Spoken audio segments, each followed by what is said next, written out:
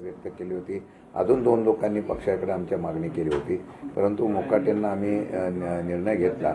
मग प्राजक्त तनपुरेंनी जेव्हा नाही म्हटलं, सकाळी ज्यावेळेला आम्ही चर्चा करत होतो, दुपारी 1च्या दरम्यान ज्यावेळेला त्याच्या पद्धतीने ते लढणार नाही असं दिसल्यानंतर आम्ही गोविंदराव मोकाटेंना या ठिकाणी निवडणुकीच्या बाबतीमध्ये निर्णय घेतला। परंतु प्राजक्त तनपुरे यांनी पक्षाला वेठीस धरला नाही, कारण की ऐन वेळेस आज शेवटचा दिवस आहे उमेदवारी अर्ज भरायचा। आणि नाही, त्यांनी, मी खरं सांगतो, त्यांनी वेठीस वगैरे धरलेलं नाही।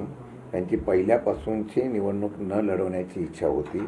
कार्यकर्त्यांचा दबाव त्यांच्या वाढत होता, त्यामुळे कार्यकर्त्यांना विश्वासात घेऊन मी निवडणुकीच्या बाबतीमध्ये निर्णय घेतो अशा प्रकारचा त्यांनी निरोप दिला होता। आणि म्हणून सकाळी आपण दुपारी 1 वाजेपर्यंत आपण त्यांच्याशी संवाद करत होतो।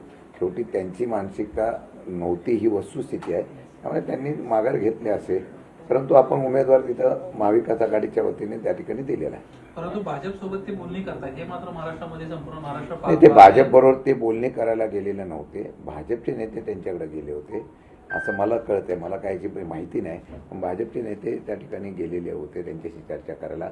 मला वाटतं की भाजपला निवडून यायची शक्यता अशा वाटत नाही का, म्हणून त्यामध्ये अशा प्रकारची मार्ग काढण्यासाठी किंवा मध्यस्थी करून अशा प्रकारचा प्रयत्न केला असेल, मला काही कल्पना नाही।